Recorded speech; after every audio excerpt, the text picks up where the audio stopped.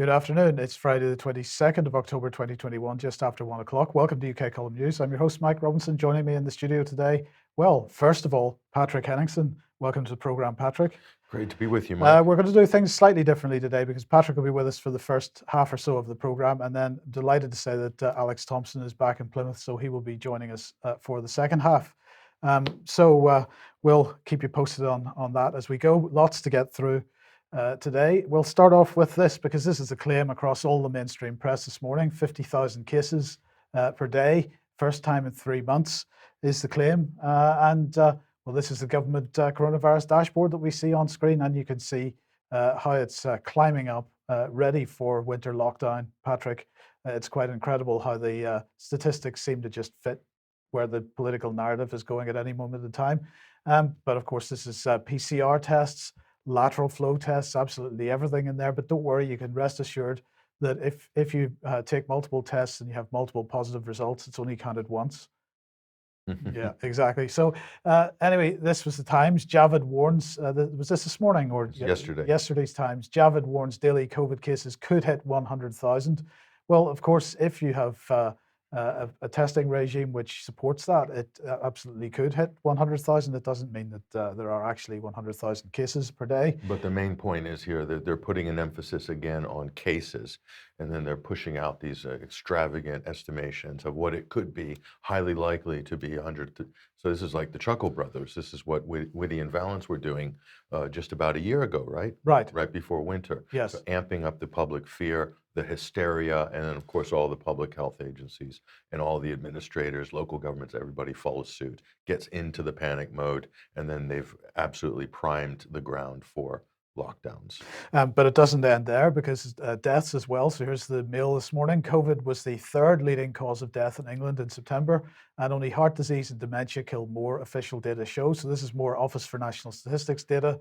But what were they actually saying? Well, the Office for National Statistics was saying that the number of deaths from all causes in the UK in the week ending the 8th of October 2021 was 12,490, which is 14.7% above the average for the corresponding week 2015 to 2019. But let's have a look at the graph that the graphic that the Mail has produced from the ONS data, showing the claim that COVID-19 is the third most significant cause of death in the country.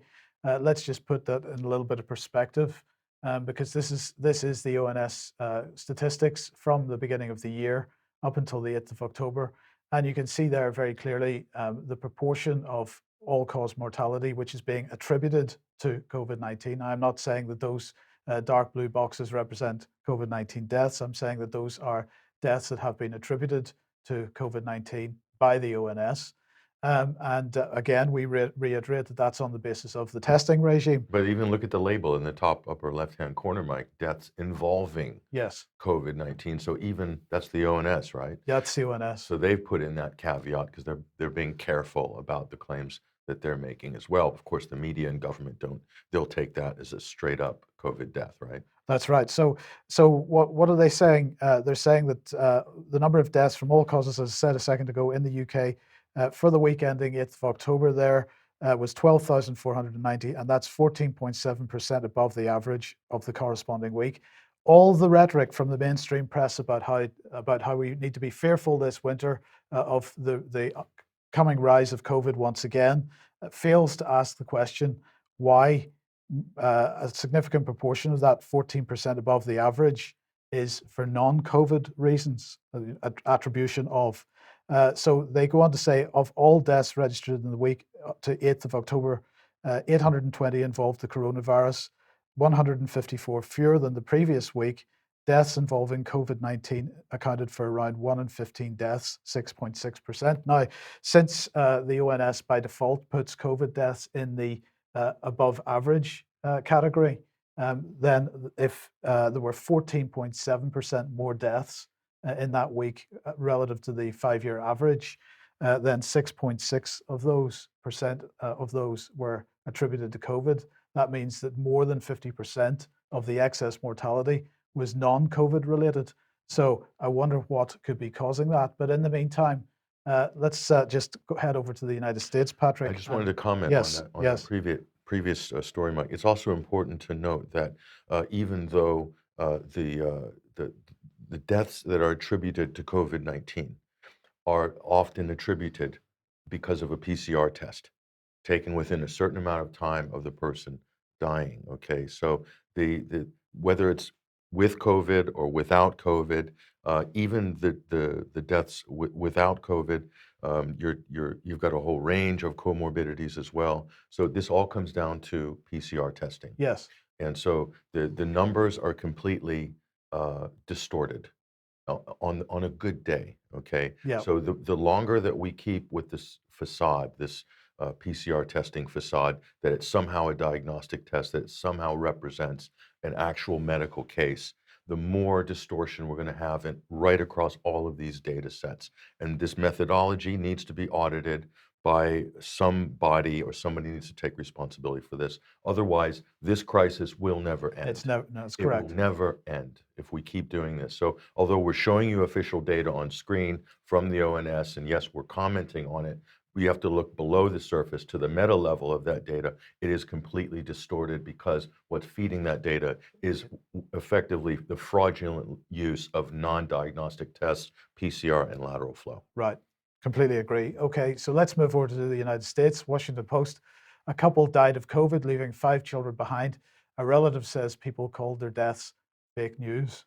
So this is a typical story that we're seeing a lot of now, and in America, they're really pushing this hard in the winter. I'm sure you're going to get these if you haven't already, right across the UK press. I don't look in all the tabloids every day. I'm sorry.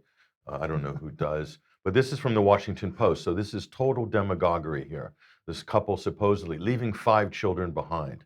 And it's so irresponsible of them, Mike, because guess what? They were unvaccinated. Why? Because apparently relatives say that they were looking at stuff online that convinced them that vaccines don't work or that COVID doesn't exist. So Kevin and Misty, 48, 46, were not vaccinated against coronavirus. Okay, and so I believe we're talking about the father here, told Stafford County couple that they had regular taken online misinformation about the virus and vaccines.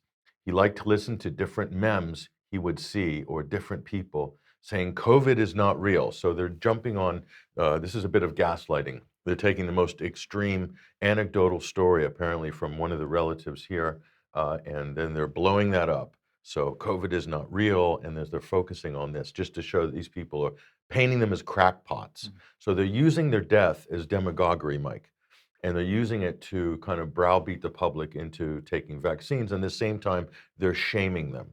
They're trying to humiliate them after they've died. So this is just kind of really repulsive mainstream media coverage. But let's break this down.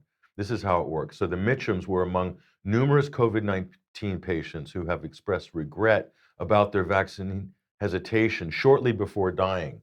So apparently there was a deathbed confession. And this is a narrative which has been running through the mainstream press for a few weeks now. It's one that they clearly are intending to develop further. Yeah, yeah. So family members have blamed, here we go, misinformation for their loved ones' deaths. So is that true or not? Does the media care? No, they're trying to get this idea across to get people to shame other family members for not falling into line with the sort of corporate diktats of the main vaccine narrative here, which is effectively a pharmaceutical product, which is still in clinical trials, by the way. But let's continue. Social media platforms have struggled to control the flow of misinformation. There's that word again. I don't know how many times they used it in this article, quite a few, which has ranged from promotion of unproven therapies, they're talking about ivermectin, the evil ivermectin and hydroxychloroquine, to questioning vaccine safety and coronavirus's existence here. So let's just look a little bit closer, though. So here is the wife, Misty. So 2 days after arriving at Fredericksburg, Virginia's hospital with COVID-19, allegedly with COVID-19, she tested PCR positive. She might have had pneumonia. We don't know. Misty was put on a ventilator. And we highlighted that, obviously, the emphasis. Well, and rightly so, because if you remember back to the beginning, Patrick, this was the default position, get everybody on ventilators. And looking back on it now, many commentators have said that this contributed to deaths. Not any COVID-19 infection itself or illness itself, but the fact that people were just automatically put on ventilators. So, like, when you're looking at a story like this, and I think, what were her other comorbidities? The Washington Post will not mention that because that doesn't fit the narrative. So I did a search with the local news, and of course, NBC Local. Misty had diabetes. So she died 2 days after being put on a ventilator. She was intubated and put into an chemical-induced coma.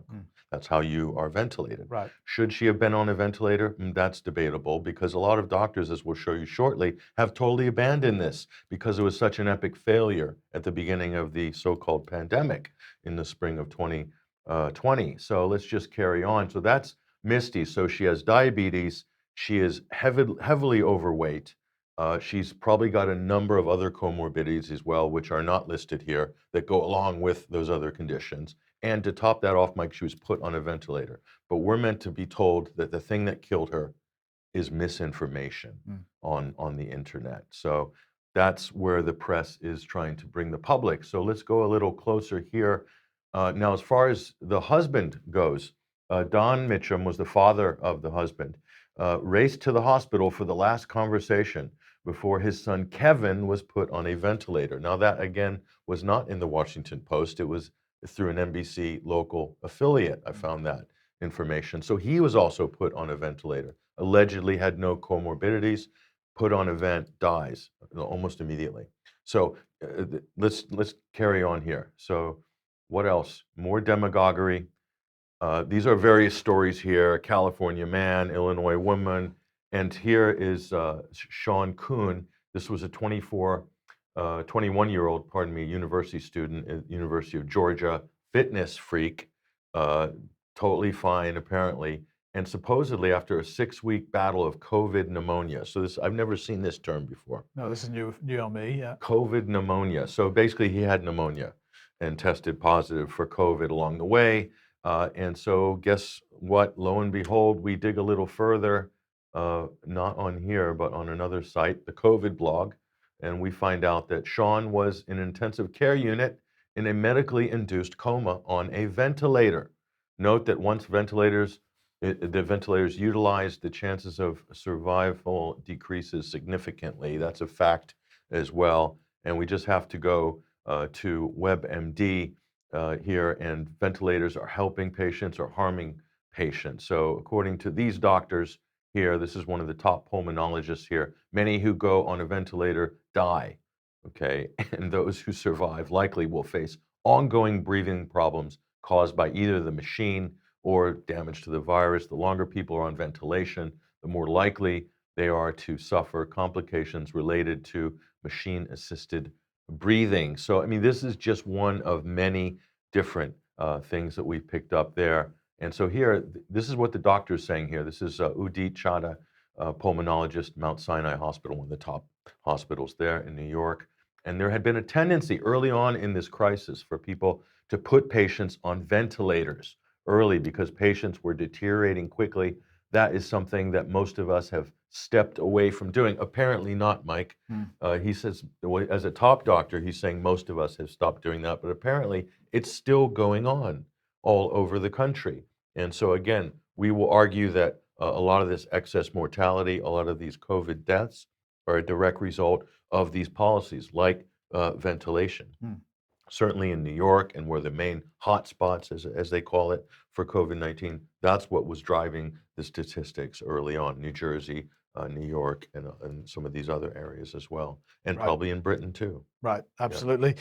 So we've got to get ready for the winter because 50,000 cases already. We're heading towards 100,000 cases per day. It's a very serious situation. So get your jabs because it's not one vaccine. It's not a booster that we need, Patrick. It's two at least, because you got to get your booster and you got to get your flu jab. And of course, this is all about protecting your loved ones. So this narrative that they built over the last 18 months, they're really doubling down on it for this winter. So let's have a look at what Sajid Javid had to say. Our vaccine program is building a wall of defense across the country, and our booster rollout is now well underway with more than 4 million jabs in arms. That's fantastic. So as we go into the winter, it's vital that eligible people get their booster jab and their flu jab to protect themselves, their loved ones, and the NHS. This is a national mission, and I'm hugely grateful to the public volunteers and NHS workers rolling out the jabs. Well, the question is, who did they roll out then? Do you think, Patrick, to comment on this? I'm going to give a health warning at this point. People may suffer some kind of adverse reaction. An adverse reaction to something called TB. To TB in just 1 second. Let's have a look, listen to what TB had to say. Is the evidence that vaccination works is literally, hey, it's overwhelming. I mean, there's no doubt about it at all. And by the way, Pfizer and AstraZeneca are both excellent vaccines, as is Moderna and other vaccines. So you've got a situation where if you really take this out to people and say to them, look, just look at the data, it's clear. Vaccination works. The absence of vaccination, your failure to get vaccinated doesn't just put you at risk. I think this is what is important. In a way, if this were just a personal decision for people, and you get vaccinated, you don't get vaccinated, it's you who suffers if you don't. But it's not you who suffers if you don't, simply. It's also other people. And there are people who are unvaccinated. They come into contact with people.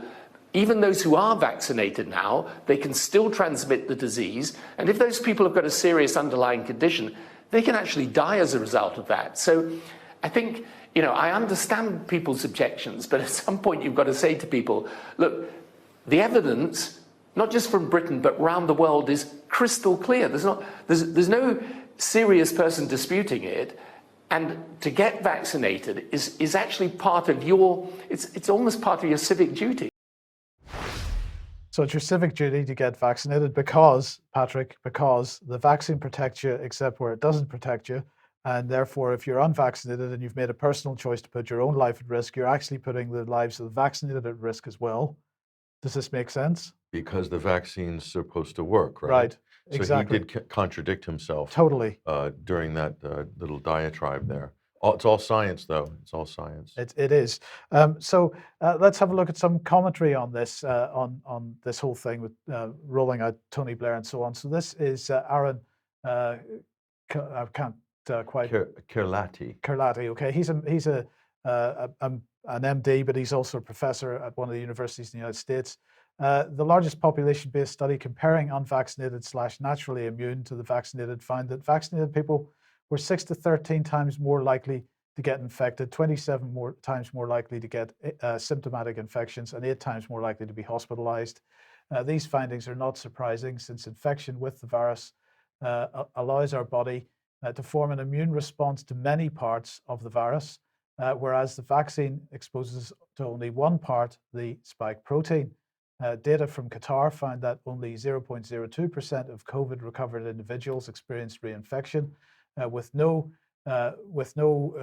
waning over time, and with reinfections less severe than initial infections. And then data for the UK says during the Delta, likewise found a 0.25% reinfection rate in COVID recovered people, compared to 23% breakthrough infection rate in vaccinated people over the same period. And thanks to Ian Davis for this, but a couple of scientific papers to have a look at. This one from Tel Aviv University, comparing SARS-CoV-2 natural immunity to vaccine-induced immunity, and clearly showing that natural immunity is better.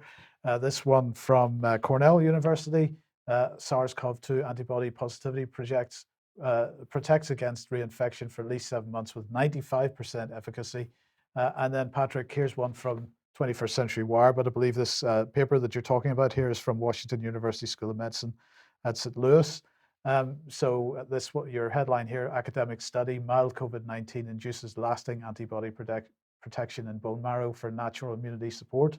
Yeah, so surprise, surprise, natural immunity is better than synthetic corporate immunity. So to think that you have to subscribe to Pfizer, pay your subscription or whatever, AstraZeneca, to get your immunity to work, that's the sort of canard that's been pushed for the last year or so, that natural immunity is no good, and that you need to queue up and pay your little fee, or the government will pay it for you. In this case, they'll bail out the pharmaceutical companies by buying up all the doses. But synthetic immunity is the only thing that will save you in this world. It's very dangerous out there. Yes. And it's a war on microbes. As soon as you step out the door, you will be attacked by COVID or the flu or whatever. And so you need some synthetic immunity from your friends and the people that love you most. You know where they are. They're big pharma. Indeed, and well, the question is, does the NHS love you most? Now, again, we can't necessarily blame the NHS or the people in the NHS for what's going on, because this is, of course, as a result of policy, management decisions, and so on. But I just wanted to highlight this article from the BBC this morning. NHS 111 failed Horsham teen who died following delays. And so what they're saying here is that failings by NHS 111 contributed to the death of an autistic teenager, a coroner has ruled. Hannah Royal, 16, suffered a cardiac arrest as she was driven to hospital by her parents after a 111 algorithm failed to notice she was seriously ill. She, in fact, had a twist in her stomach, which caused massive problems, massive stress on her body. And it was causing her to vomit. It was causing her significant diarrhea. The parents phoned 111.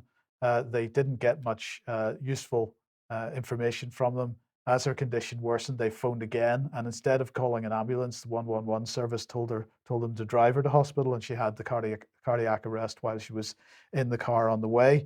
But don't worry, because an NHS spokesperson said it would act on the findings of the coroner and learnings where necessary. So there's basically a complete lack of acknowledgement that the system is broken.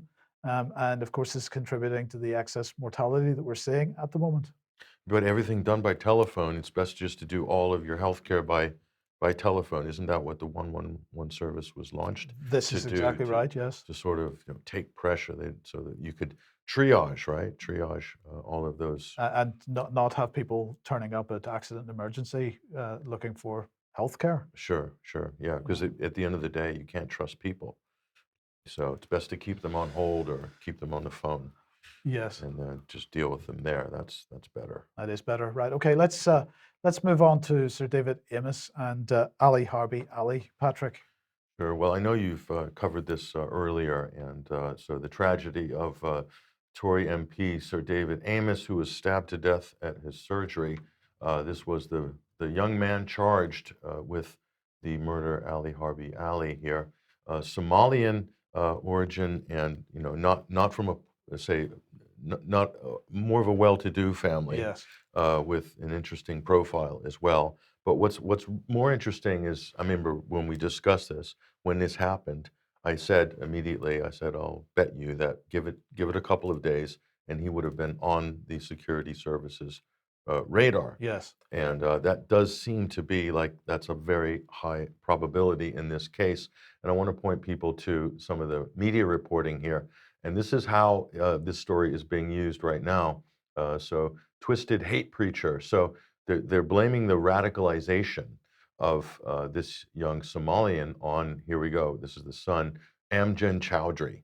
So this is the radical cleric hate preacher who used to run sort of shotgun with Abu Hamza as the sort of face of terror in Britain. And so apparently the young man was hooked to the YouTube videos of Amjad Chowdhury. Sorry, did you say YouTube videos? He says YouTube videos. Well, that's what Rupert Murdoch's son is saying.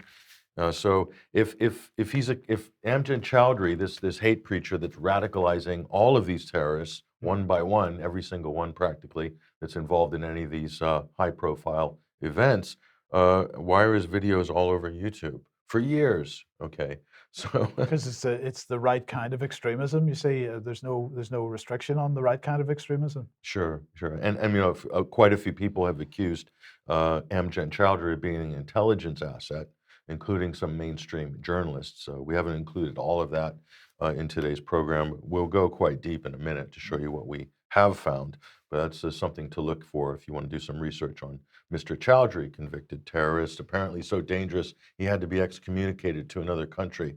But yet he's still radicalizing the young Muslim boys of Britain. It's just bizarre. So was this young man, Ali Harvey Ali, caught in the prevent system, in the prevent strategy system? I know you discussed. Well, Brian gave a bit of a backgrounder on prevent on Wednesday's program, I think. Yes. So it's difficult to say, but This isn't the first time that we faced these questions. Let's just turn back the clock a little bit here and look at the origins of Prevent. And we'll take you back to 2008, 2009. And this was something called the Channel Project here. 200 school children in Britain, the same as young as 13, have been identified as potential terrorists. Now think about how they were doing this back then. This was when the war on terror was really hitting its peak. So you're identifying 200 school children. In this case, this would have been West Yorkshire area. And so calling them potential terrorists at the age of 13, I mean, really. But this is what the security services and the special branch and the police services were doing at the time. And they got funding for this project. And this would become Prevent. Right. This was called the Channel Project. So a police scheme to spot youngsters who are vulnerable to Islamic radicalization. So we might look back at this and say this is completely over the top. But back then, this passed for policy. You have to remember that. So in here, Sir Norman Bettison, he was Chief Constable of West Yorkshire Police, said the Channel Project had intervened in the cases of at least 200 children who were thought to be at risk of extremism. And so that number leapt from 10 children identified in June 2008. Now I'm going to throw this question out to you. Do you think the jump from 10 to 200 children in 1 year was just because there was more radicalization going on in the world of junior high school students? Or do you think it had to do with the fact they were ramping up this sort of surveillance or this? You might say that there are parallels to be drawn with COVID and testing. Exactly. Yeah. Exactly. The more you're looking, Yeah. and the more you're going to find. So yeah, it is. It's a similar type of program. Absolutely. And so just finally here, the program was run at the time by ACPO, Association of Police Officers, asking teachers, parents, and other community figures to be vigilant for signs that may indicate an attraction to extremist views or susceptibility of being groomed by radicalizers. Now, again, you can transpose this into the current COVID conversation about online harms and online extremism. It's the same thing. So we have just shown you an example of the state who is involved in really creating the problem or the crisis of radicalization through their own programs using public money to create a crisis. And this isn't the only time that we have seen something like this. So, and the most famous, now this later Channel Project would become Prevent. That was the kind of beta testing, the Channel Project. So here's Jihadi John, the most famous terrorist at one time in the world, did the videos with the hood on and everything from Syria. And we were meant to think that this was just some random event. And this was a British Muslim that absconded to Syria, and he's making these videos and terrorizing the world, beheading people. Some of the videos were debunked as being filmed in studio. We could get into that later, but just to say at the time, it was enough to get Americans and Europeans all riled up and backing airstrikes and so forth. So the North London school where he attended, Muhammad Emwazi, was called Quintin Kynaston Academy in St. John's Wood. Also educated, funny enough, 2 other pupils in the same period as Emwazi who went on to become ISIS fighters. Funny how that works. And so this school, Quintin Kynaston School, had been extremely proactive in working with, here we go, the government's Prevent strategy for a period of time, and will continue to do so for the foreseeable future. So the question then, Patrick, is Prevent all about preventing anything, or is it actually drawing people in? Is it identifying suitable mindsets, perhaps? And it goes beyond that, Mike. Are they actually recruiting? Yeah. Or are they attempting to recruit? Or are they using this to create actually Prevent making more radical youngsters as a result? Well, as it turns out, here, UK security services have been criticized in recent days for not stopping Emwazi fleeing to Syria. So he was on the radar of the security services. And then, so the way the press handles it is that, oh, they didn't do enough. They didn't do enough to stop him. But he was, of course, on the radar the whole time. How much on the radar? Well, this much on the radar. Emwazi first contacted CAGE. CAGE was a campaign group for people who are a victim of this sort of thing or who have been held in detention during the war on terror. In 2009, Emwazi complained about being interrogated by a British official at Schiphol Airport in Amsterdam. after trying to visit Tanzania, apparently on holiday. He says they said no, he's going to fight with al-Shabaab.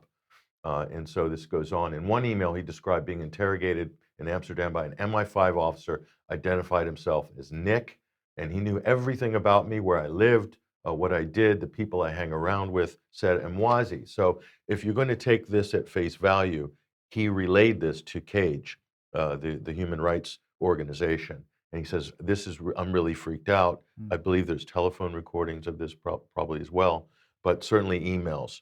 The emails are on record, and this was reported about in the press. So this is more than just identifying. So he's come through the prevent. Now he's being tailed. They have all the intelligence on him. They're cornering him at airports outside of the country. So would this make someone more radical or less radical as a result? Possibly more radical. So let's just go on here. And this reminds me of this. You remember the Woolwich terror attack, the stabbing? Well, MI5 tried to recruit the Woolwich terrorist stabber. The British security services sought to recruit the Woolwich murder suspect, Michael Adebayo, while he was being held by Kenyan authorities on suspicion of attempting to join Somali terrorist group al-Shabaab. So we see a pattern emerging here. And I remember not so long ago, you remember this dramatic terrorist attempt stabbing on London Bridge here. Security services under the little bit of suspicion here. Usman Khan was the assailant. Security services and police are to face questions over whether they missed a chance to stop a convicted terrorist out on license with an electronic tag who stabbed two people to death. So he was on some special prison release program at an event with the charity that was using. He was kind of a trophy for this program to say, look, this is a reformed terrorist here. And lo and behold, he runs outside and duct tapes, gaffer tapes, some kitchen knives to his hand, stabbing people. And of course, he was shot dead. So that was the end of that. He won't be talking. But if we were to look at the various Islamic terror events, so-called, over the last 20 years, how many of them have been perpetrated by people that were not known to the intelligence services? This is a question, or haven't had some direct interaction with MI5 or MI6? Very few. Very few. And the same in the United States. Funny that all of these, a lot of mass shootings and terrorist attacks or attempted terrorist attacks feature people who were not only on the FBI's radar, but were actually in contact with FBI informants or had handlers and so forth. Yes. And so this isn't just conspiracy theory talk. Trevor Aronson wrote a fantastic book on this very subject. The majority of terror busts in America during this main period of time, during this so-called war on terror, were featuring FBI informants and FBI operatives. And we've also reported on a number of these as well. So, but yet for the mainstream press, that doesn't mean anything at the time. As soon as an event happens, they report it on face value. They don't look underneath. And then a few years later, we might find out in some inquest or some inquiry, oh yes, the intelligence service were involved in that. Yeah, but they didn't do enough to stop them, and that's just about as far as it goes. It was a cock-up, not a cover-up. So with the tragic death of Sir David Amos, the Tory MP, you have to ask these questions. Yes. How deep does it go, and will the press go that far, or is this under national security letter? So don't want to go too far. Don't want to go too far. Yeah. No, indeed. Okay, let's move on to the COP26. It's going to be a highly successful event, isn't it, Patrick? It is. It's so successful that some of the big players are not going to show up. Putin and Xi Jinping there, back to back with Vladimir Putin, set to disengage as world leaders meet on climate. So they're not going to attend the illustrious COP26 in Glasgow. I can't imagine why Xi would turn down a free soiree in Glasgow. I don't know why he would do that, or Putin. But anyway, they're not coming. They're not going to the G20 either. And I think that's scheduled to happen in Rome. So nothing against Scotland. They're also not showing up to Italy either. So it seems like, well, according to officials in Moscow and China, well, Xi has not done any international visits, I think, in-person visits since the beginning of the COVID crisis. And as far as Putin goes, very few, aside from maybe a little trip to Geneva or to Switzerland Yeah. for certain meetings. But so this is really two important countries that would have to be on board with this type of agreement. Certainly, China would be one of the biggest there in the world, and they're not going to show up. Right. So, and climate is also going to feature heavily at the G20 as well. And again, they're not going to be there. So they will attend remotely or send a video statement or something like that. So that it doesn't bode well. But it doesn't end there. I never thought I'd see the level of skepticism from the Washington Post. Upcoming climate summit is supposed to save the planet, but pessimism is building. So the Build Back Better bill that Joe Biden is trying to ram through, multi-trillion-dollar bill, is getting watered down and pared down to the point where it might not even pass, and if it does, the Democrats are even making concessions to have it maybe 1/4 of the size of what it was previously.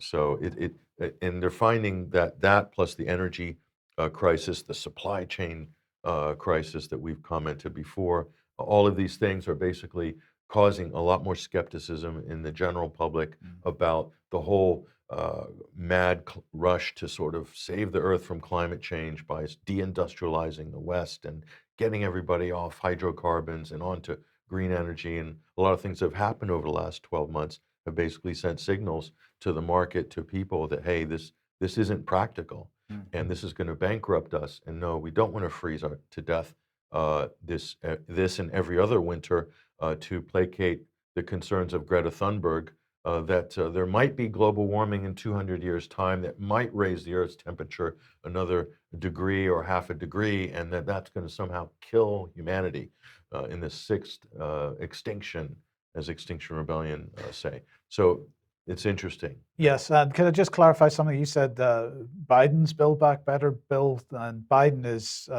Democrat, which is equivalent to the Labour Party, roughly equivalent. And on the other hand, Boris is at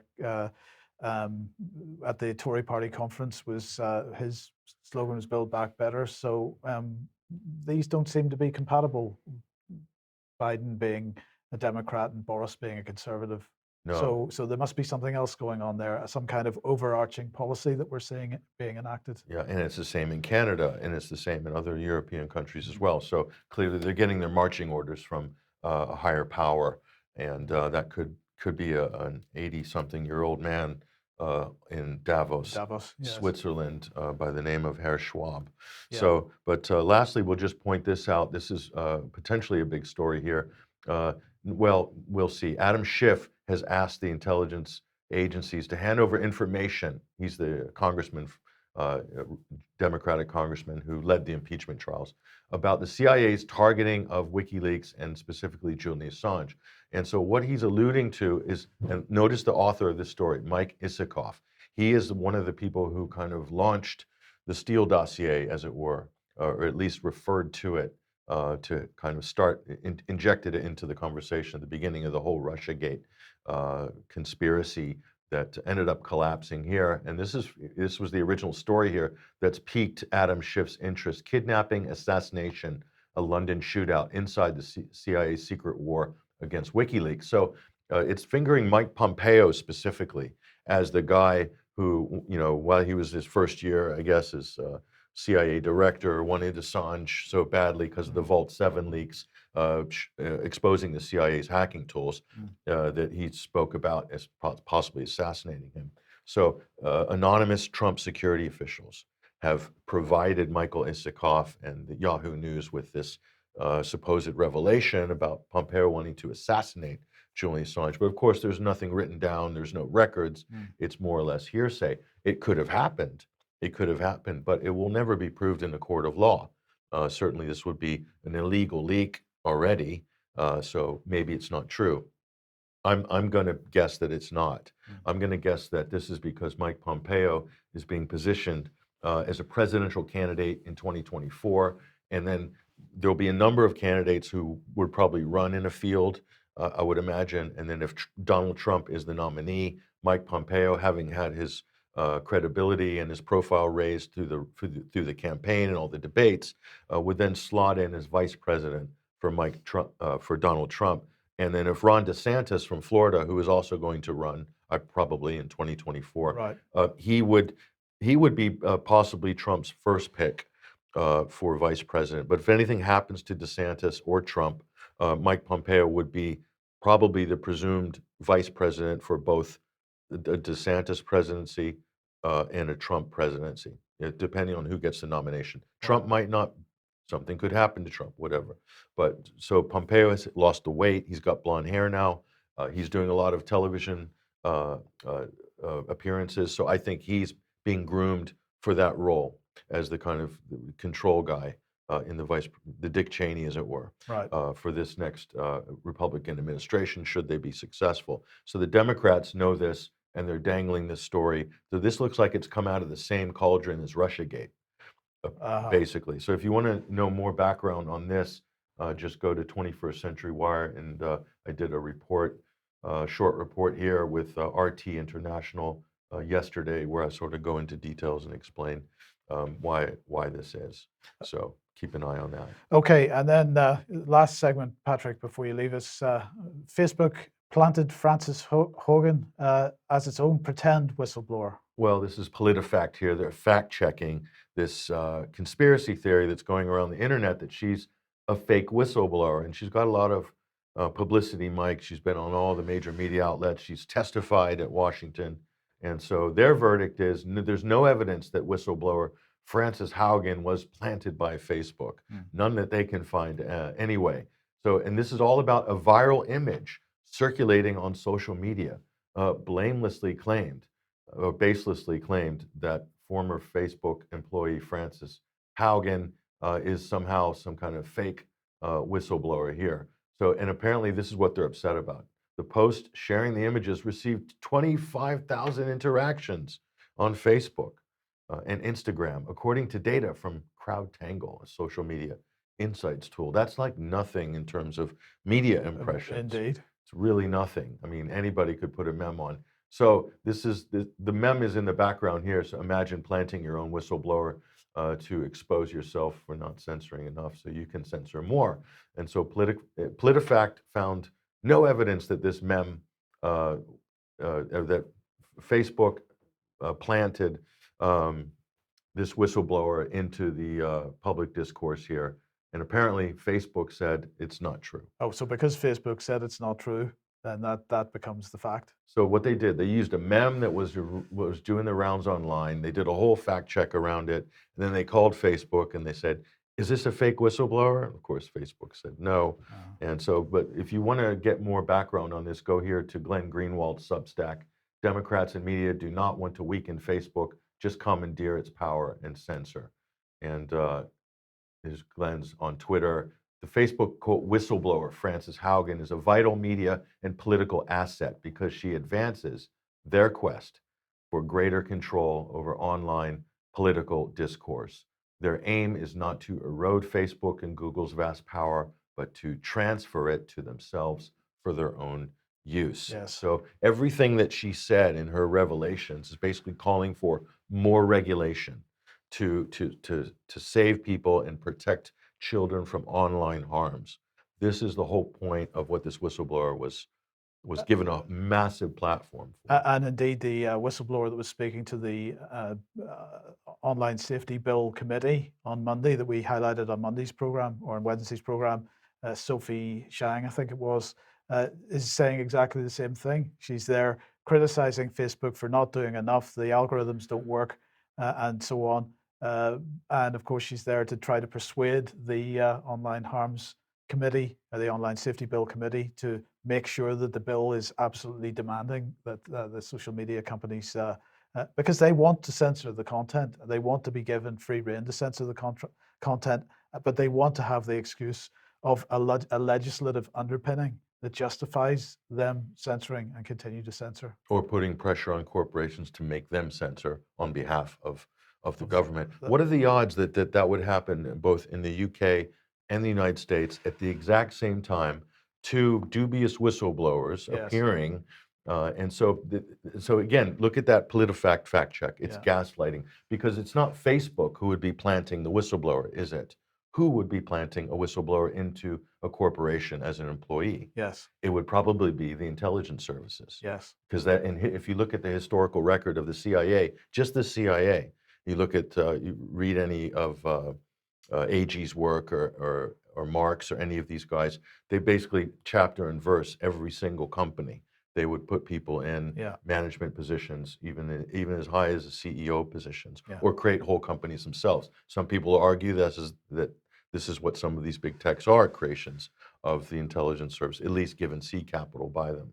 But so it's more likely that they were planted in there by some government agency, Yeah. and not Facebook putting them out into the public as a whistleblower. Yes. So that's, to me, a more likely explanation. Yeah. So I'm waiting for the mainstream press to jump all over that possibility.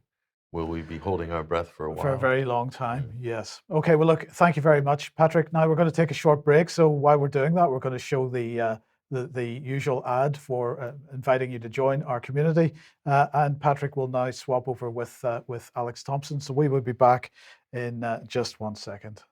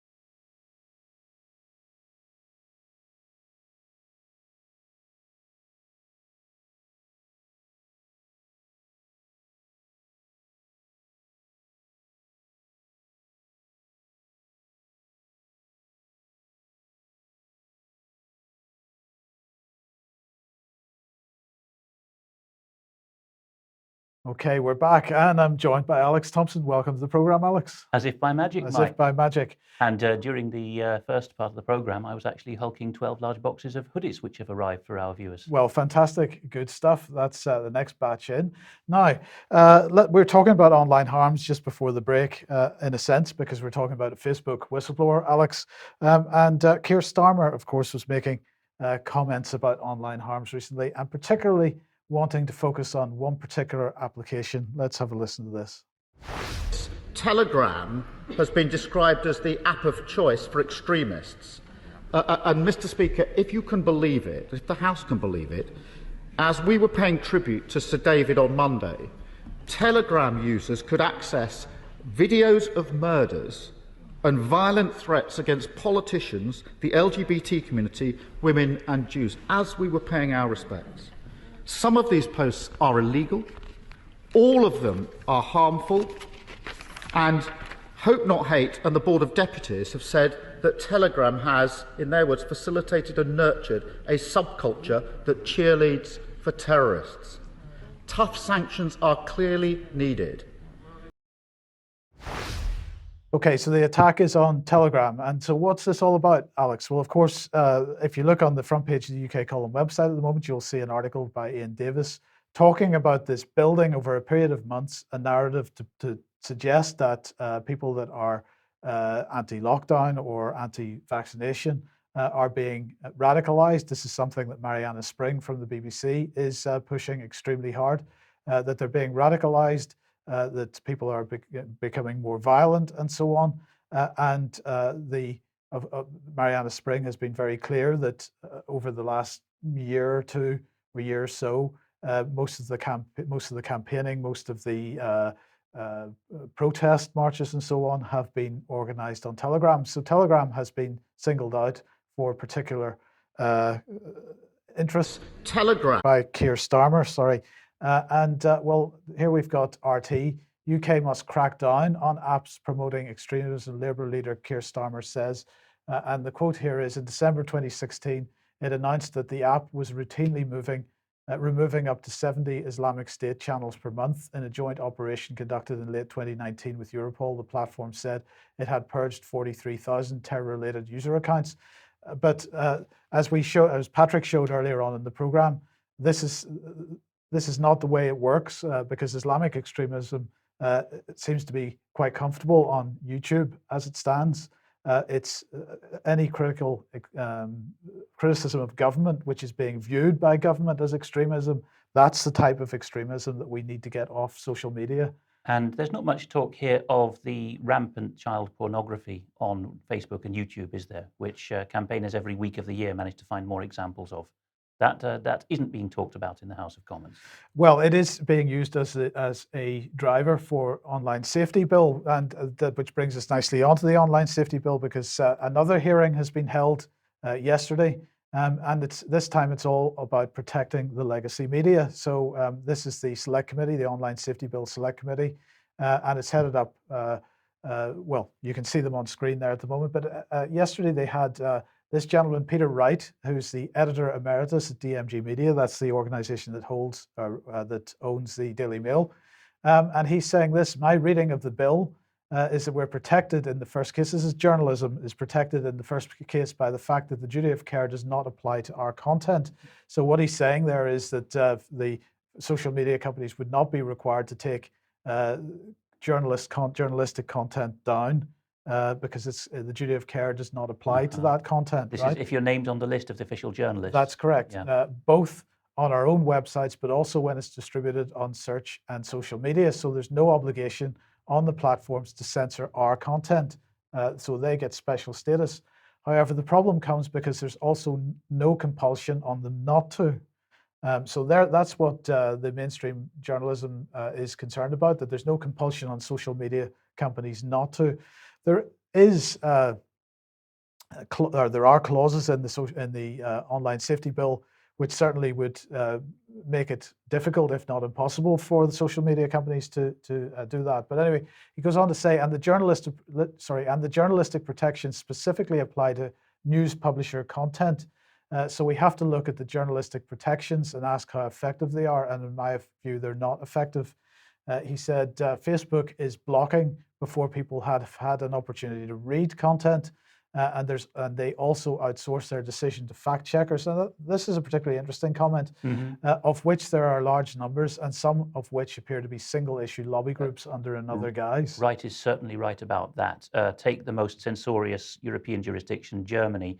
Germany, or Facebook Germany, outsources its fact-checking and hate speech nixing to a couple of people who are outfits that are well known to be, you could call them cultural Marxist campaign groups, basically. And again, while we're on violence and extremism on Facebook, Twitter, etc., the approved social media outlets, there's plenty of glorification of violence, to use that phrase that they like now, of going to crack conservative members of Parliament's heads open. That doesn't seem to be talked about in Parliament either, does it? Right.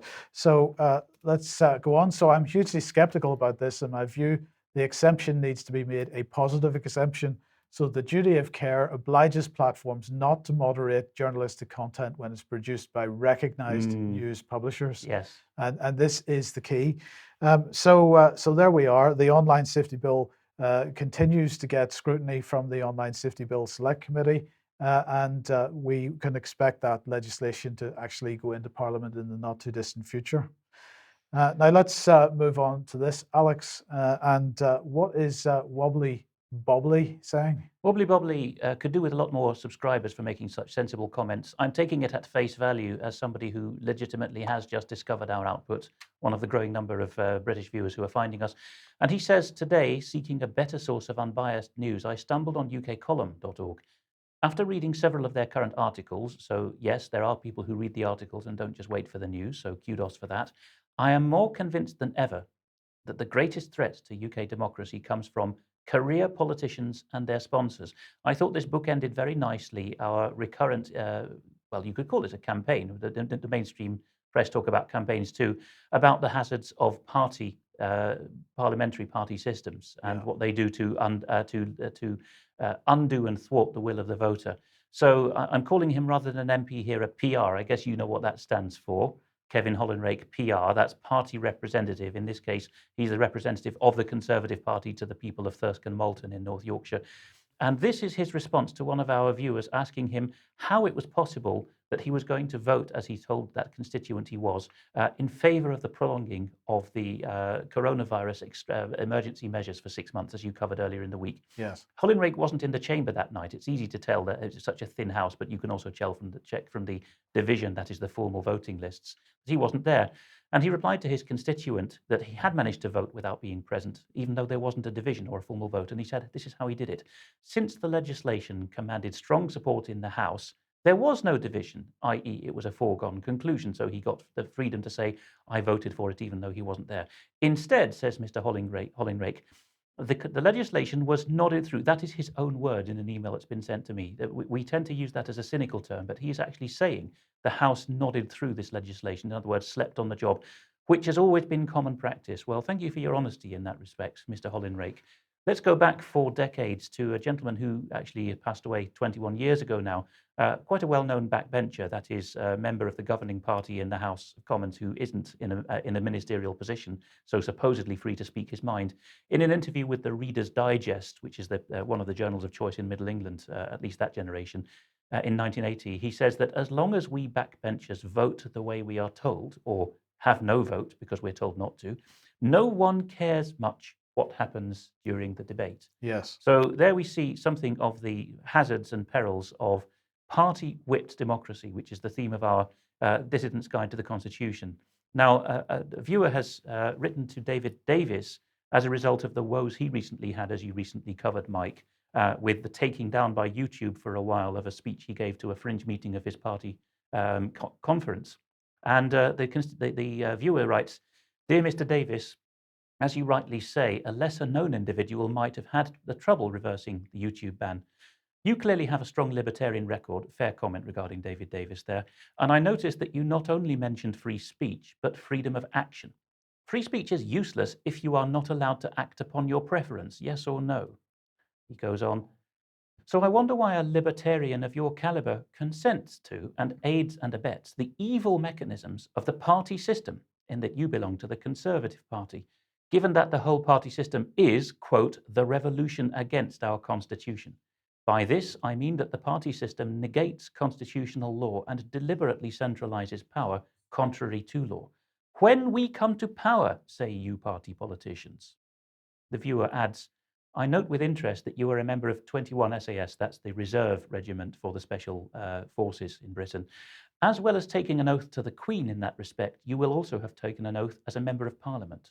These oaths are meaningless, and I think the viewer who wrote this would add that the Queen's oath at the coronation itself is meaningless in these circumstances. I say this, explains the viewer, because you party politicians have removed the sovereign's executive role as expressed in the Coronation Oath 1688, when the sovereign declares to govern according to our respective, that's the different territories under her jurisdiction, our respective laws and customs. And you, that's the party politicians in Westminster, claim sovereignty yourselves because you are supposedly elected by the people, whereas the sovereign is supposedly not, which of course is wrong because a claim is by the people is part of the election of each sovereign. The viewer adds, you party politicians use the term parliamentary sovereignty to describe your superior position, and indeed they claim that Britain is superior to other countries because of this doctrine. As a result, the sovereign is not allowed the executive role declared in the coronation oath and must act as advised or be above politics. And he adds, as you know only too well as a minister, you were temporarily in charge of exiting the European Union after some 48 years of subordination. What you seem unaware is the law of England, the Act of Settlement 1701, a clause of which states that it is unlawful for an MP also to be in the pay of the Crown. Big article forthcoming on that on the UK Column website. You party politicians ignore this law. We're beginning to see, Mike, how we see egregious abuses such as we saw in the chamber a few days ago. Ironically, adds the viewer, the historian of Parliament, Sir Lewis Namier, in a public lecture in 1952, just before the Queen's coronation, explained how modern, disciplined or whipped parties removed the Crown prerogative to appoint ministers, so that only ministers the party appointed were allowed, such as the pharmaceutical company creatures that we see these days. As you know, he adds, if every party produces a manifesto. These manifestos are packages in that a vote for any party means that the voter is forced to totalitarian consent to its entire contents. There is no option to dissent to any part of it, thereby exercising a degree of control over the government by the people. If the individual tries that, to say, I'm not voting, I'm going for this part of the bill, or the manifesto, he or she falls foul of the law and punishment ensues. In addition, the candidates in parties, collective responsibility, agree to take the party line in exchange for a career in politics. That, of course, Mike, is what we call taking the whip of the X party. The party programme is decided by an anonymous committee. We've seen that with numerous wars and actions over the last few decades, and is probably little examined even by the candidates before the election. That is the meaning of elective dictatorship. And this, I think, is the last but one slide of this very important viewer's letter to Sir David Davis. Wikipedia seems to suggest you represent your constituents. No, you don't. You are the Conservative Party representative of your party programme, manifesto, to the people of your constituency. Boris Johnson probably got his majority on one policy, Brexit. The people wanted their self-government back. As Lord Hailsham demonstrated in 1970, once you have a majority, any other matter arising outside the manifesto, you can do as you like. Johnson has done. You may speak against COVID passports, and rightly so, but you have consented to the dictatorship by being in a party. Final slide from this viewer. The people are trapped because whichever party they vote for, they have consented to the whole manifesto. It is simply a matter of which version of the elective dictatorship you prefer. Behind the scenes, there is an agenda common to all the main parties, one might say a common purpose, an anti-nation state new world order of supranational organization. Of course, supranational means directly commanding governments, not international, where there is consent between governments. I trust, Mr. Davis, this is of interest. When do you intend to resign the party whip so that you become a true independent representative of your constituents and their liberty? Well done. Lots more letters like this, please, viewers. We need quite a bulk of them. Yes, and that hits all the key points there. And we had some criticism, Alex, I have to say, after the last time we talked about the constitutional role of the monarchy, not the monarch. We're not talking about the royal family and the people that are currently inhabiting this role because they haven't been doing their jobs. But of the monarchy, we've been criticized for that by some. But just my view that the criticism is based on a lack of understanding of what the constitution of this country actually is and what it represents. Yeah, absolutely. It was fought for, blood, sweat and tears. And it's every part of it, from the sovereign downwards, is the people requiring officials, and the Queen is one of our chief official, to act on their oath. They're not there because, even if you're religious, they're not just there because God put them there. We had a civil war to make this quite clear. They're there because we tolerate them being there. Even the Queen is elected to do a job under conditions. Indeed. So now let's come on to this. Now, the issue of social credit. People talk about this with respect to China quite a lot, but a social credit pilot scheme has effectively been launched by the government yesterday.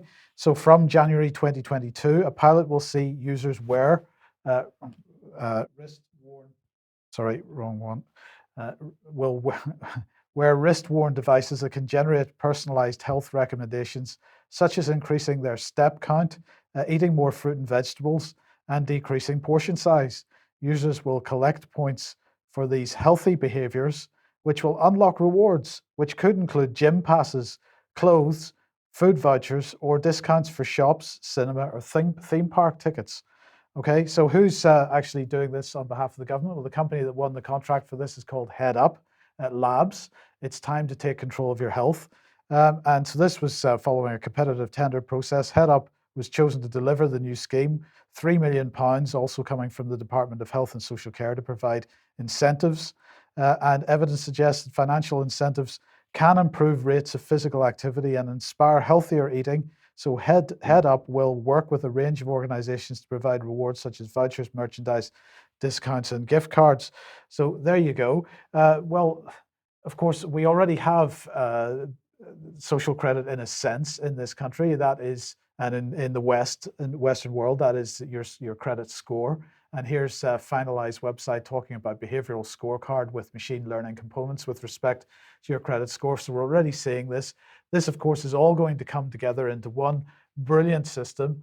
And I use the word brilliant, dripping with sarcasm, of course, because, of course, we're not going to get to net zero in a niche. It requires a whole economy transition. So this is an economist talking about computers. No, this is an economist talking about the Green New Deal. And so he's basically saying we've got to change our behaviors in such a fundamental way right across the economy. And the only way to drive that is through a kind of social credit So we've system. established that behavioural change is the must, it's the imperative, and everything else, such as using AI, is concomitant to that or a spin-off of that. Well, using AI in order to create the behavioral change, so it identifies whether you're behaving properly or not. So AI is being used on social media platforms, it's being used with health apps, it's being used with the NHS health app, and so on. But this is all about a whole economy transition, requires fundamental behavior change. But look, if we're seeing these pilot schemes for social credit, where is it leading? We've mentioned this many times in recent months, but it is heading towards digital central bank money. So, when we have digital central bank money, they there is total control from the state, as it were, about how that money gets spent, where it gets spent, what it gets spent on. Just what you've got on the screen there, right? There's types of money that are only available to financial institutions. Financial institutions exist to handle our money. Money is a means of exchange. Well, no, because I was going to use a rude word, but part of anatomy about face, isn't it? Completely back to front. No, this is very key, because what you've highlighted on that graphic is that there are two types of money. There's wholesale money and there's retail money. And retail money at the moment is in the form of bank deposits that we hold with our retail banks, and it's in the form of cash. Of course, cash is being removed from the equation. It's being replaced with a central bank digital currency. And on the retail end, as far as you and I are concerned, Alex, we'll have access, according to the Bank for International Settlements design on this at least, to two types of central bank money. One is account-based money that you use with a debit card, as you currently do, and another is token-based on the blockchain. It's really making sure that the central banks have a foot in both camps in terms of cryptocurrencies as well. But the key point here, Alex, is that this permits, or this enables a form of social credit that the West certainly hasn't seen before. So this pilot scheme is talking about behavioral change in terms of your lifestyle and providing rewards in return for that in the form of tokens that you can spend on certain things like theme parks and so on. Simple example of this then, in the Netherlands, they've forced all the public transport to go onto chip cards, right? These passive RFID cards. The one that you buy that just has a numerical string identifying it is known as the Anonymous Public Transport Chip Card, or OV chip card.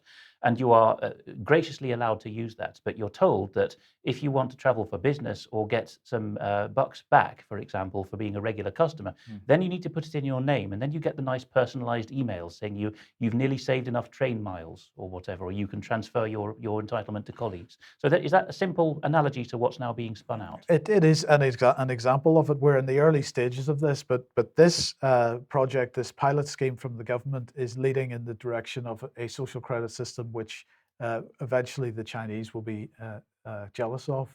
But anyway, we'll keep you posted on that. Now let's head over to Vladimir Putin, and he's getting himself in a bit of trouble. He's been speaking at the Valdai dialogue as he does every year. Well, he's been talking about children and gender and so on.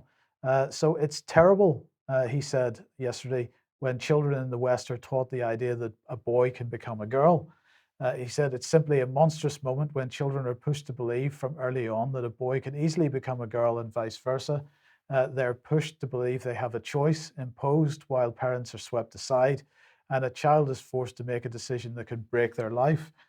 This is close to a crime against humanity, dressed up in the name and under the flag of progress. Now, I was looking at some of the comments to some of the mainstream coverage of this, Daily Mail and other newspapers, and by far and away, there was a lot of agreement with Putin. I don't like Putin, was the comment, but he's absolutely right in this case. And one of the other things that he said as well was, that this was being done at an age where children weren't in a position of making a choice. So they weren't qualified to make a choice. But as we've seen with vaccines and so on, the right to make that choice, no matter what your parents might think, is one that's being encouraged ever younger. So I don't know what you think about his comments, but it seems to have had quite a bit of public support in the comments that I saw. It would do, wouldn't it? And it's only Eastern European politicians in Europe that seem to make this point regularly, that children need protecting from their own mistaken decisions. Whereas in the West, that has been weaponized, turned into a driver to change society, to the extent that we have NGOs, some active in Russia, although they're being kicked out these days, that openly say we need to get the younger teenage girls or the tweens activated for a cause, because then they'll nag everyone else into joining the cause before they themselves understand the socio-economics or politics of it. I wonder, Mike, whether you've seen anywhere, probably not, that the old Soviet-era news agency TASS, T-A-S-S, covered Putin's mammoth Valdai comments, and including the comment, "It seems that the world food crisis could become extreme." I don't think that's been featured anywhere that's in the West. You have to read Russian to see that's been said at Valdai. No, and we didn't report that it was said in Valdai, but we have reported that in the last week or so. But I haven't seen it being mentioned on the mainstream press necessarily. No. But anyway, let's move on to defence issues. And well, here's HMS Diamond, and oh dear, it's bad news for HMS Diamond. Was the water too warm? Is the question. Well, HMS Diamond, of course, destroyer. Famous as all Royal Navy destroyers are for not operating terribly well in warm water. At least the Type 45, Brian would be quick to add. If yes, okay. So HMS Diamond has now been forced to to end its participation in the 50th anniversary of the 5 power defence agreements in Singapore. It developed a fault on Monday. It's now gone into Singapore Harbour to try to get repaired. The problem, it's only a few weeks since it was stuck in port in Italy for several weeks because of engine problems. And of course, this is the common issue with these. But in this case, they're saying that the issue is not thought to be engine related. And so a spokesperson for the Royal Navy told various news agencies that owing to technical issues, HMS Diamond was unable to participate in the final day of exercise Bersama Gold. The ship is in the Indian Ocean as part of a carrier strike group deployment, with HMS Diamond commemorating the 50th anniversary of the 5 power defence agreements by conducting multinational training exercises. Well, this is the training exercise. This is USNI News. And there's Diamond leaving Singapore Harbour a couple of days ago. Unfortunately, it had to be towed back. But exercise Bersama Gold, this is an international war game, Alex, in the South China Sea between the coasts of Malaysia and Singapore. And while it was on, actually, I think it was the commander of the US Army for the Pacific was asked where his regions of concern were, and he said they are north of Singapore, west of Singapore, and south of Singapore. Yes, quite transparent there. We must have Singapore. Indeed. So that's 2,600 personnel, 10 ships, 1 submarine, 6 maritime helicopters, 3 maritime patrol aircraft, 25 fighter aircraft, and 2 support aircraft. But Diamond was the only Royal Naval ship there, and unfortunately that failed. My question is, called Charlie has suggested that the Royal Navy should build back wetter. Well, indeed. So my question is, since we're about to talk about AUKUS, the question is, does Australia really want any UK-built material? But anyway, let's move on to this because this issue in the South China Sea is important. CNBC here, Alex, saying UK plans to beef up military deployments in Asia. Is HMS Diamond an example of the type of beefing up we're going to do? It appears to be, or sogging out. But look at the bottom bullet point there. This is the British High Commissioner, because within the Commonwealth you don't have ambassadors, you exchange High Commissioners because we don't regard each other as truly foreign. So Cara Owen is the BHC to Singapore, so quite a senior FCDO diplomat now.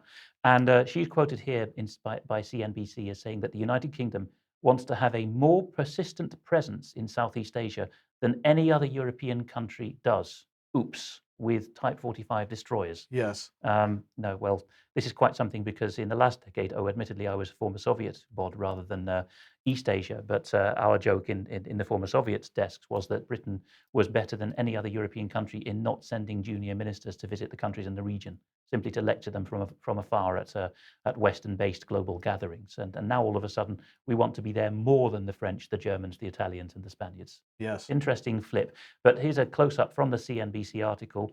Here we have, it's rather laughable when foreign outlets get the conventions wrong and call Sir Mike Wigston Sir Wigston, which makes one think of a sort of a bewigged speaker or judge of the, but one's supposed to say Sir Mike. But anyway, Air Chief Marshal Sir Mike Wigston says there would be a more regular drumbeat of deployments. Can they actually get through the Straits, is the question, the Straits of Malacca. And he says that would be manifested both in what you see from the Royal Navy, as a Diamond, HMS Diamond being an example, and the Royal Air Force. Oh, does the RAF actually have any airframes to go out there? No. Not on the decks, anyway. No, not on the decks. So not yet. Possibly we have a new squadron lurking somewhere in Malaysia. I don't know.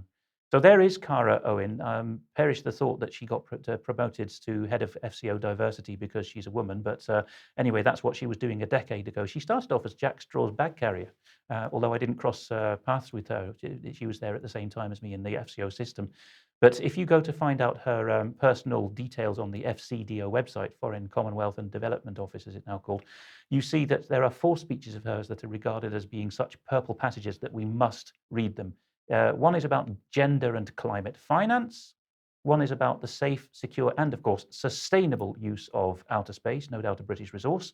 The third is that UK is committed to climate action. And the fourth is collaboration, community, and the road to, as you were discussing with Pat, COP26. And a little bit of that tells us that COVID is our new normal, and that while there's been a change in mood, there has been a quiet technological revolution in renewable power. Possibly that's the kind of power that HMS Diamond needs to get into the Pacific Ocean. Some solar panels on the top or something? Well, of course, you can't guarantee sunshine even out there. So the question and is... she's boasting here, of course, Mike, that we went 3 months without using coal for the first time since the Victorian age. Yes, well, that's been a narrative of the government for a while. So she is just pushing forward whatever she's told to push forward. So what qualifies her to talk about British activities in the South China Sea? Well, she was director for the Americas before she got her latest overseas posting. So in that capacity, she will have been overseeing quite senior policy agendas. So she will be, one of the key nodes there for Britain coordinating its actions with at least the Canadians and the Americans. And probably quite a few other countries as well. Yes. So in the meantime, of course, as you've just been reporting, we are apparently going to be much more active in Southeast Asia and the South China Sea. And here's General Sir Nick Carter, still Chief of the Defence Staff for another few days. And he was speaking at the Centre for a New American the Centre for a New American Security. He was talking about AUKUS. He was absolutely saying that the policy is all about the tilt to the Indo-Pacific with these relatively ad hoc groups. So he's talking about new sort of bilateral, trilateral agreements like AUKUS with these relatively ad hoc groups. You're able to focus on your mutual interests in order to make progress. This is very much like what Britain did after leaving the EU and not join. Well, we did join PESCO, but after leaving the EU, we still found we could do these ad hoc arrangements with 2 or 3 countries at a time. And now geography is no barrier. We can do it with Asians too. But of course, ad hoc arrangements become more formalized arrangements, as we mentioned on Monday's program. I think when David was talking about the fact that UK personnel are now operating under German command and control, a battalion of, it seems. So he went on to say, our rivals are trying to achieve their objectives short of bringing on a hot war. This fascinates me because they always accuse the other side of doing what they are doing. So, is China and Russia really pushing to achieve their objectives short of being in a threatening style, short of bringing on a hot war? Well, I think they are reacting to the rhetoric from the British government, the US government, NATO, and the EU. That's what they're not aggressively pushing forward with agendas. They're reacting. Well, if you poke bears with sticks, of course, as the old idiom goes, when you talk about Russia baiting, then you're kind of hoping that they lose their cool and lash out, because then you can say, aha, you broke the international rules of 1945. You started a war first. Yes. But yeah, we can see what's going on there. And he went on to say the NATO alliance is evolving. It needs to be modernized to be able to deal with the threats Russia is providing.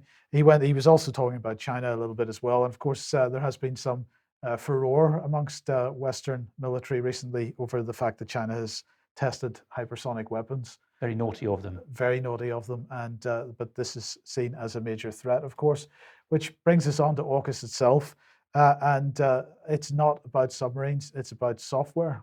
Yeah, so we know that some viewers say it's boring when we talk about defence, but you really need to be cottoning onto this. Just as Pat was saying in the first half of this news, security is a blanket for all kinds of social agendas and to keep people in well-paid taxpayer-funded work. So likewise, the military issue is a way of keeping a whole think tankery segment of the economy going, and lots of spin-off industries that would otherwise be doing productive engineering and logistics. So Defence One is one of the top titles in this domain. And it says here in the subheader that AUKUS is not actually about the strength, speed, and resilience of software, at least in the submarine sector of the AUKUS agreement. And what we read here is that the AUKUS partnership, there's the key word again, Mike, security partnership, not defense partnership or military, that's old hat. Security partnership is much more than submarines, or about much more than submarines. It is, here's a key phrase, a down payment on an even more momentous commitment by the United States and its allies to develop advanced technologies, so we're back to AI again, and scale up capabilities such as AI and other critical areas in which the United States and allies now face strategic competitors such as China. I'm reading, and perhaps I'll present in my next news segment more about this, that the British and American militaries in particular are using more joint training for AI in the military sphere. Defense News, closely aligned with the Pentagon, says that the US is wholly equipped to resupply forces in a great power conflict. So there is the hot war that Sir Mike Carter is hoping not to see. The think piece here, it is in the opinion section, is foreseeing it. And after going through an article here, an opinion piece by Seth Cropsey and Harry Halem, in which they say the US Navy has no way to resupply itself in the manner of World War II if it's overstretched around the world. The final paragraph says that the only reasonable remedy for this is for the US government to fund a new merchant marine, more merchant vessels. So currently there's a retainer paid to 60 merchant ships, basically to book their availability to go and supply fuel and fresh sailors to war zones. Another angle to what AUKUS is about, Reuters is carrying this. US needs more mines to boost rare earths supply chain. And of course, that supply chain, if you're bringing stuff to allies and to your forces around the world, will also include choke points such as the Straits of Malacca and the Straits of Hormuz and the Eilat corridor in the Red Sea and so on. So the Pentagon's Office of Industrial Policy put forward a spokeswoman, Danielle Miller, on this, and she's talking about domestic mines in the contiguous lower 48 states. Basically, she says we know we cannot resolve our shared exposure to supply chain risk without a close partnership with industry.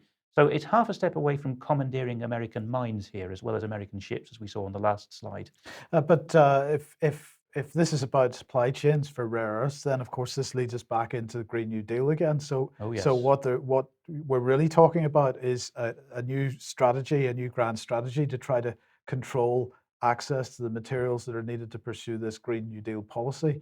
And therefore, if you were to say that the Green New Deal policy is based on hot air, if you'll excuse the pun, and that it really there's no justification for it, then all this other policy, all this war drum beating that's going on at the moment, that all falls apart as well. It does, rather. And also that there's not going to be much that's in-house with the American, and certainly not the British military. A lot of it will be done through requisitioning or paying retainers, as we now see.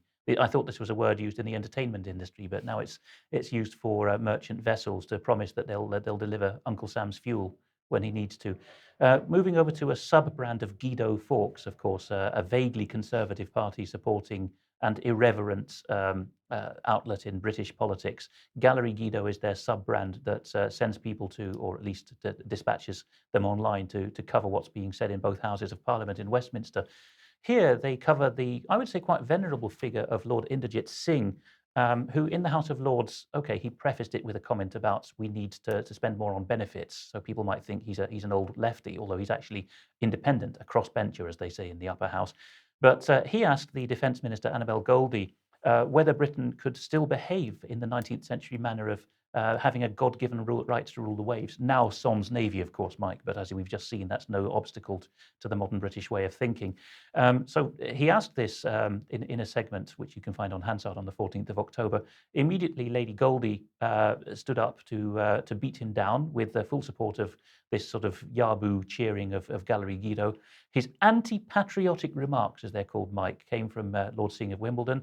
Baroness Goldie was having none of it, said that this government has got a fundamental, democratic responsibility to keep this nation secure and safe. So the defense of the realm is sending ships all over the world. It's amazing what can be justified in the name of security and safety. Isn't it just? If you're told you're not defending the realm because you can't defend the channel, which admirals have now been saying, you can rebut it by saying, aha, but we have some ships in Singapore when they're working. And this is Lord Inderjit Singh. Until a couple of years ago, he was well known on Radio 4's Thought for the Day as a very humble and generous-minded spokesman for the Sikh religion when that religion got its turn to do Thought for the Day. And he left the BBC with references to the Thought Police because he wasn't allowed to talk about the origins of the Sikh faith. So no, he's hardly an extremist. It's remarkable how this can be twisted. Right. Look, Alex, we're massively running over time here. So look, I just want to mention this particular article here from Euronews because this has been building quite nicely over the last, and it has had some brief mainstream media coverage recently, but coming back to Europe and the border between Poland and Belarus, there's an encampment of refugees on that border at the moment, which Belarus won't allow to stay in Belarus, but Poland won't allow into Poland either. Quite a large one, and as usual, we are told that they are all tear-junking, helpless Syrian Muslim ladies, right? So let them in, the poor dears. A bit like when they cross the channel and we're told that they're all women and children. Quite a lot of them are mujahideen, from what we can work out, and they seem to have been actively recruited by Lukashenko. I know that we do have some Putin and Lukashenko fans in the audience who will be upset to hear me say this, that they do some bad things, particularly Lukashenko. But Lukashenko is using this as a baton against the Poles. There's been a long history of bad blood between those two nations, particularly since Lukashenko's tenure. So the Poles are now saying that the Belarusians, as a result of this standoff, who's going to take the refugees or whatever they are, fired over the Polish border. And if we look back at that slide, if you tap it once more, Euronews, of course, which is not an official EU outlet, but it's what the bien-pensants in Brussels often like to read. But I'll rephrase this headline for you. The Polish Hicks are probably Nazis, is what that headline actually reads, but it's dressed up in nice language, right? So if you're concerned about this, then here's a gratuitous picture of a weeping Syrian lady, and who could resist? Who could withstand the suggestion of letting these people in? The Poles must be neo-Nazis. Lovely reporting there by Euronews. Yes. Okay. Well, look, we better leave it there for now. We are going to do a short extra in a few minutes. So if you're on the main UK column live stream, then please join us for that. But in the meantime, we'll have to leave it for there. We'll be back at 1 p.m. as usual on Monday. Thank you very much for joining us. Alex, thank you for joining us. And we hope you have a great weekend, and we'll see you on Monday. Bye-bye.